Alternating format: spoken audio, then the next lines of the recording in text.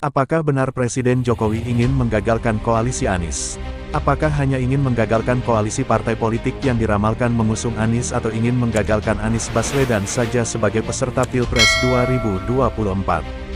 Hanya Anies atau ada calon presiden lain yang juga ingin digagalkan? Pertanyaan-pertanyaan di atas tentu saja sangat wajar diutarakan dalam ranah diskusi di alam demokrasi. Apalagi, derajat ketidakpastian politik saat ini sangat tinggi. Sebelum membahas berbagai pertanyaan di atas, baiknya kita kembali memutar sejarah pencapresan di Indonesia. Negara ini memiliki dua orang presiden yang hadir setelah dipersilakan oleh presiden yang sedang berkuasa.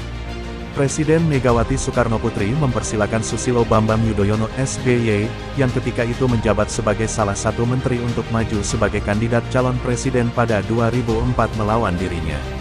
Presiden Mega tidak menghalang-halangi SBY dengan apapun caranya. Alhasil, SBY berhasil memenangkan pemilu 2 kali.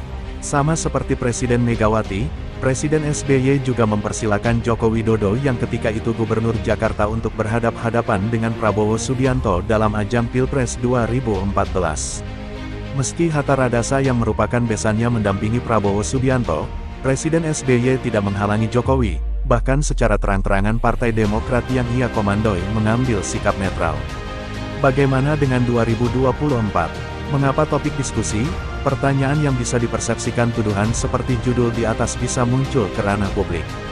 Cuitan elit Partai Demokrat Andi Arief juga ikut menghangatkan situasi, bahkan cuitan ini seperti ingin memperkuat persepsi terhadap keterlibatan Presiden Jokowi dalam pemilu nanti. Spekulasi tentang peran kekuasaan dalam mengintervensi keputusan partai politik dalam menentukan tiket Capres 2024 semakin menguat. Cuitan tersebut punya efek perhatian yang besar, bahkan mampu membelokkan sesaat perhatian masyarakat pada kasus Sambo. Kembali ke Anies, sudah jadi rahasia umum calon yang paling diidentikan dengan non-Jokowi adalah Anies Baswedan. Gubernur DKI Jakarta ini merupakan kandidat yang dianggap dekat dengan partai luar pemerintah Demokrat dan PKS, dan Partai Nasdem yang ketua umumnya, Surya Paloh, diisukan sudah berpamitan dengan Presiden Jokowi. Terlepas dari apapun kebenarannya, siapapun kandidat capres yang nanti akan bertarung, kecuali Anies, dianggap publik sebagai representasi dari kehendak kelompok berkuasa.